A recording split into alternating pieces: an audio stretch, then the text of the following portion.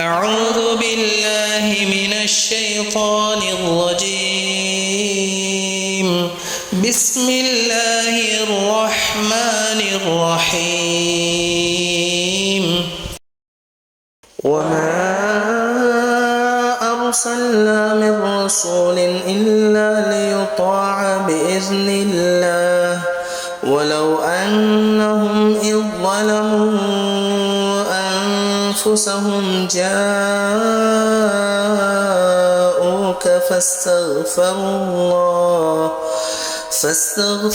الله واستغفر لهم الرسول لوجدوا الله توابا رحيما.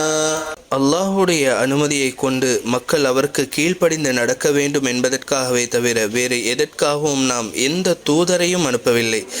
ஆகவே அவர்களில் எவரும் இதற்கு மாறு செய்து தமக்கு தாமே தீங்கிழைத்து கொண்ட சமயத்திலும் நபியே உம்மிடம் வந்து அல்லாஹ்விடம் தங்கள் பாவ மன்னிப்பை கோரினால், அத்துடன் அவர்களுக்காக அல்லாஹுடைய தூதராகிய நீங்களும் பாவ மன்னிப்பு கோரினால் பிழை பொறுத்தலை அங்கீகரிப்பவனாக மிக கருணையாளனாக அவர்கள் அல்லாஹ்வை காண்பார்கள். சூரா அன்-நிசா அத்தியாயம் 4 வசனம் 64.